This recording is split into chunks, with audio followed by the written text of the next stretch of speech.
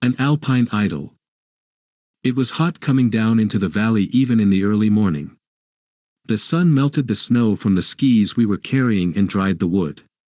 It was spring in the valley, but the sun was very hot.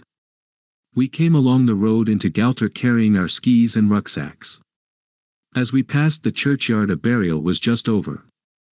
I said, "Grüß Gott," to the priest as he walked past us coming out of the churchyard. The priest bowed. "It's funny a priest never speaks to you," John said. "You'd think they'd like to say, 'Grüß Gott.'" "They never answer," John said. We stopped in the road and watched the sexton shoveling in the new earth.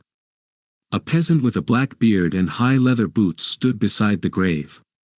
The sexton stopped shoveling and straightened his back. The peasant in the high boots took the spade from the sexton and went on filling in the grave, spreading the earth evenly as a man spreading manure in a garden. In the bright May morning the grave filling looked unreal. I could not imagine anyone being dead. "Imagine being buried on a day like this," I said to John. "I wouldn't like it." "Well," I said, "we don't have to do it." We went on up the road past the houses of the town to the inn. We had been skiing in the Silvreta for a month, and it was good to be down in the valley. In the Silvreta the skiing had been all right, but it was spring skiing. The snow was good only in the early morning and again in the evening. The rest of the time it was spoiled by the sun. We were both tired of the sun. You could not get away from the sun. The only shadows were made by rocks or by the hut that was built under the protection of a rock beside a glacier, and in the shade the sweat froze in your underclothing. You could not sit outside the hut without dark glasses. It was pleasant to be burned black, but the sun had been very tiring. You could not rest in it. I was glad to be down away from snow. It was too late in the spring to be up in the Silvreta. I was a little tired of skiing.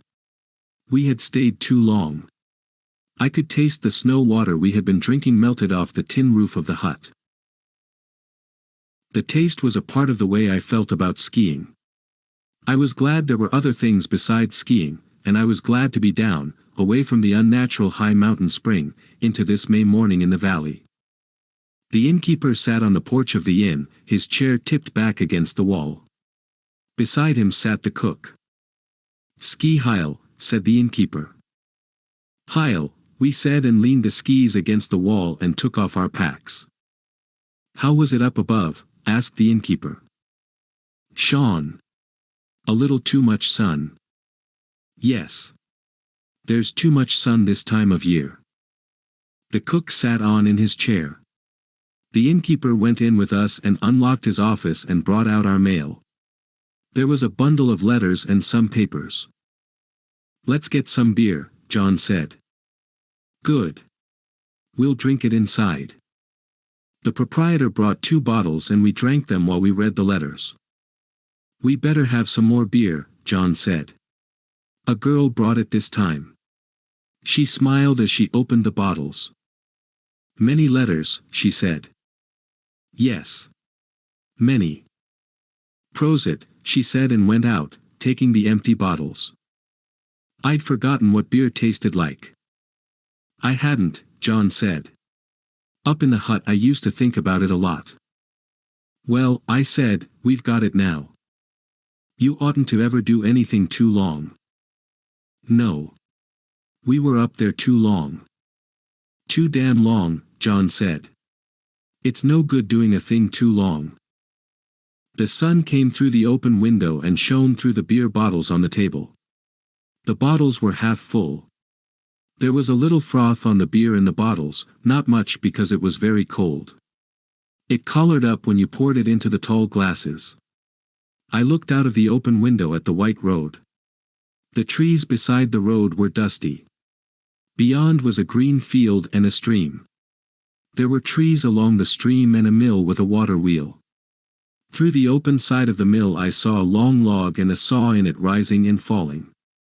No one seemed to be tending it. There were 4 crows walking in the green field. One crow sat in a tree watching. Outside on the porch the cook got off his chair and passed into the hall that led back into the kitchen. Inside, the sunlight shone through the empty glasses on the table. John was leaning forward with his head on his arms. Through the window I saw two men come up the front steps. They came into the drinking room. One was the bearded peasant in the high boots. The other was the sexton. They sat down at the table under the window. The girl came in and stood by their table. The peasant did not seem to see her. He sat with his hands on the table. He wore his old army clothes. There were patches on the elbows. "What will it be?" asked the sexton. The peasant did not pay any attention. "What will you drink?" "Schnapps," the peasant said. "And a quarter-liter of red wine," the sexton told the girl. The girl brought the drinks and the peasant drank the schnapps. He looked out of the window. The sexton watched him. John had his head forward on the table. He was asleep. The innkeeper came in and went over to the table. He spoke in dialect and the sexton answered him. The peasant looked out of the window. The innkeeper went out of the room. The peasant stood up. He took a folded 10,000 kronen note out of a leather pocketbook and unfolded it. The girl came up. "Alice?" she asked. "Alice," he said. "Let me buy the wine," the sexton said. "Alice," the peasant repeated to the girl.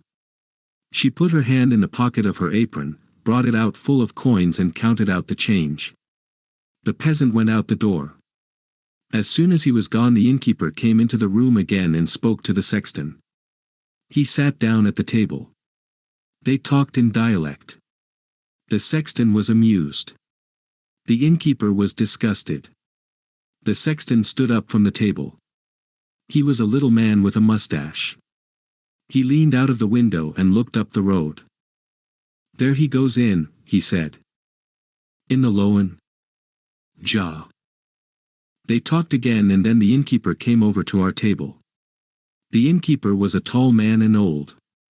He looked at John asleep. "He's pretty tired." "Yes, we were up early." "Will you want to eat soon?" "Any time," I said. "What is there to eat?" "Anything you want. The girl will bring the eating card." The girl brought the menu. John woke up. The menu was written in ink on a card and the card slipped into a wooden paddle.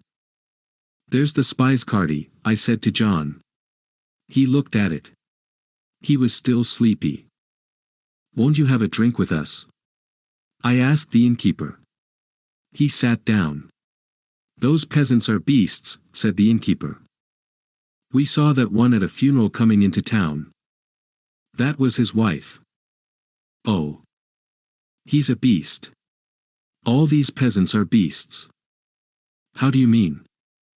"You wouldn't believe it. You wouldn't believe what just happened about that one." "Tell me." "You wouldn't believe it." The innkeeper spoke to the sexton. "Franz, come over here." The sexton came, bringing his little bottle of wine and his glass. "The gentlemen are just come down from the Wiesbadener hut," the innkeeper said. We shook hands. "What will you drink?" I asked. "Nothing," Franz shook his finger. "Another quarter-liter." "All right." "Do you understand dialect?" the innkeeper asked. "No." "What's it all about?" John asked. "He's going to tell us about the peasant we saw filling the grave, coming into town." "I can't understand it, anyway," John said. "It goes too fast for me." "That peasant," the innkeeper said, "today he brought his wife in to be buried. She died last November." "December," said the sexton. "That makes nothing. She died last December then, and he notified the commune." "December 18th, said the sexton. "Anyway, he couldn't bring her over to be buried until the snow was gone." "He lives on the other side of the Pasnon," said the sexton. "But he belongs to this parish." "He couldn't bring her out at all?" I asked. "No. He can only come, from where he lives, on skis until the snow melts. So today he brought her in to be buried, and the priest, when he looked at her face, didn't want to bury her. You go on and tell it, he said to the sexton. Speak German, not dialect. It was very funny with the priest, said the sexton. In the report to the commune she died of heart trouble. We knew she had heart trouble here. She used to faint in church sometimes. She did not come for a long time. She wasn't strong to climb. When the priest uncovered her face he asked Oles, Did your wife suffer much? No, said Oles. When I came in the house she was dead across the bed. The priest looked at her again. He didn't like it. How did her face get that way? I don't know, Oles said. You'd better find out, the priest said, and put the blanket back. Oles didn't say anything. The priest looked at him. Oles looked back at the priest. You want to know?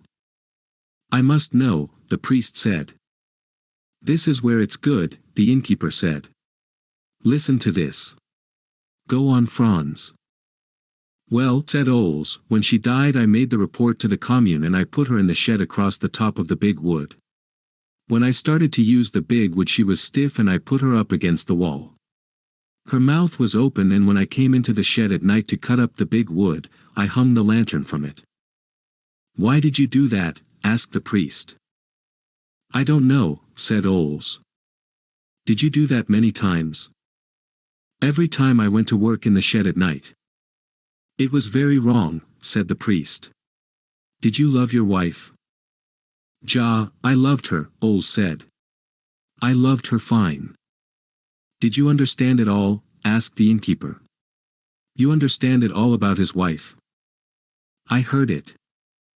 How about eating? John asked. You order, I said. Do you think it's true? I asked the innkeeper. Sure it's true, he said. These peasants are beasts. Where did he go now? He's gone to drink at my colleague's, the Lowen. He didn't want to drink with me, said the sexton.